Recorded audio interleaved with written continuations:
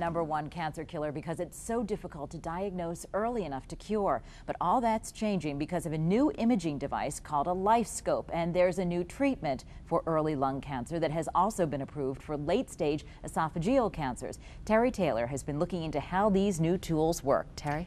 And we're going to be looking at two pretty incredible techniques. The first one is called life-lung bronchoscopy, and this is where we can find early lung cancer 1 to 2 years before conventional techniques can. The second technique is photodynamic therapy, or PDT. It's an FDA-approved procedure to treat early lung cancer and late-stage esophageal cancer, cancer of the esophagus. PDT can literally melt away tumors blocking the esophagus so patients can continue to swallow and maintain their nutrition while they undergo additional treatment.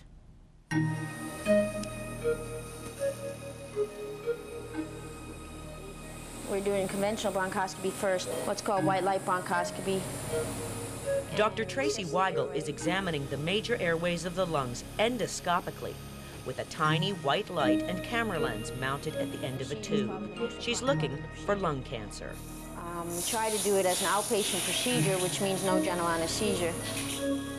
The patient has already had one cancerous tumor removed using the new technique of photodynamic therapy. And as you can see, there's no gross lesion there. This white scar on the top about 12 o'clock is the residual tumor after photodynamic therapy. A conventional or white light bronchoscopy is very adept at looking at a larger lesion, but the sensitivity of the LifeScope or the fluorescent bronchoscopy is almost 500% as sensitive as a conventional white light bronchoscopy. We change a camera and we change the light source. Instead of using a white light source like we're using, we turn this off and we attach the laser. There's a button on the screen here. We have to, and you'll see the picture actually looks green because we're measuring fluorescence now. With the LifeScope, healthy tissue appears green, while cancerous and even precancerous lesions look red or reddish brown. And you can see the bright red right there. We need to biopsy that. That's worrisome for residual tumor right there. Push, close. Yeah, but we biopsy everything suspicious because the key in him is not missing something. If we overcall it, it's fine, as long as we wait for the pathology. Well done, Ms. Troutman. You did excellent. We'll probably call you Monday. It'll probably be Monday till we know exact results, okay? But don't worry. Everything looked real good.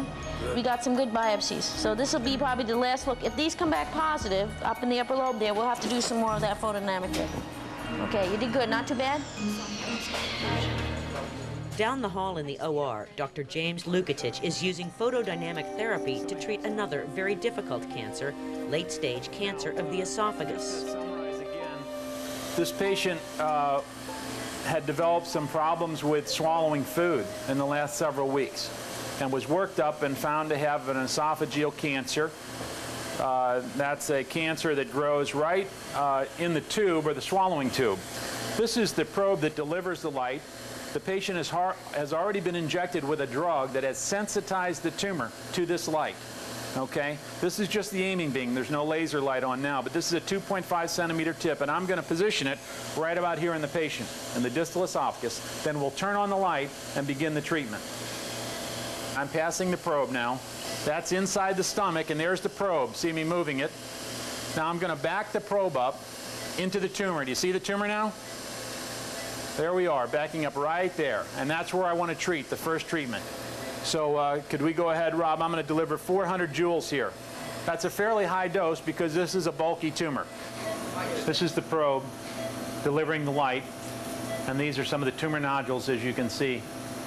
And this will literally melt all these away. They'll be gone in 48 hours. We're activating the drug right now with this light, and this tissue is already starting to die. In fact, in a few minutes, this will begin to turn purple. So it acts immediately. Look at how purple that tumor is. I mean, it's starting to die. But that black, purple look, that's what we're seeing. That tumor's dying.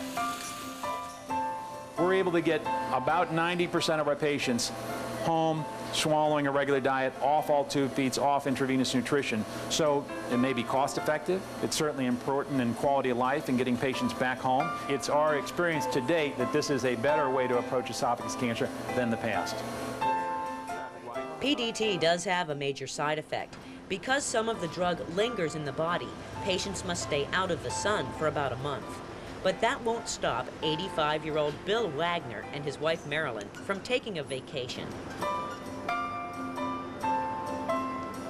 When I go out in any of the sunlight, or if I go in the car, I wear a cap and then I wear a towel over my face. I also have to wear gloves and also dark sunglasses because your eyes are sensitive to the sunlight also. We've been cooped up for a few months, but it's a small price to pay for getting better. We plan on going out to Colorado, visiting a friend of mine out there. I want to get out there before too late because the snow's come out there early. Holy cow. And his prognosis? He's cured.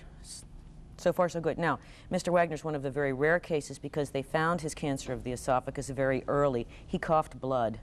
He was very, very lucky, so they could get in there and basically wipe it out. He's been checking clean, and he's off across country. Now, the thing is, with most of these cancer of the esophagus, again, it's found so late that there's a big blockage there, and this is palliative. In other words, the PDT will clear out almost all of the tumor so that the person can swallow and maintain their nutrition while they undergo other therapies. Maybe it's chemo, maybe it's other surgery, maybe it's PDT again.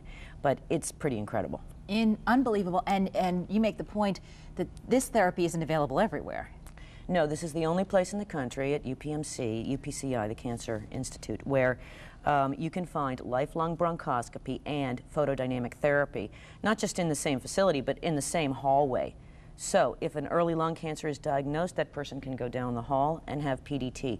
If they can catch an early lung cancer, that lung cancer can be cured. This is what's so important. Lung cancer is diagnosed so very, very late that there's no hope for people. They need to catch it early. What Dr. Weigel hopes is that one day we won't even need her machine, that we'll be able to find molecular markers for lung cancer, for example, in our saliva. And it could be just as simple a test as that. Amazing. Thank you so much. How often do you ever hear melting a tumor? There it goes. Thanks so much for watching. We should be sure, please, to tune in next week for a look at dietary supplement safety. Find out how much is too much and which ones may actually be harmful to your health. And of course, we'll have your wrap up of all the latest health news. In the meantime, if you have a health-related question that you'd like us to answer here on the air, do write to us here at UPMC Health News, WQED Pittsburgh, 4802 Fifth Avenue, Pittsburgh, PA 15213. Or you can email us with your question at healthnews@wqed.org. It's your chance to get free medical advice, and we'll do our best to answer your question on an upcoming show. We'll be back next Sunday at noon and again at 5:30. Until then, I'm Ann Devlin for UPMC Health News. Have a healthy week. Good day.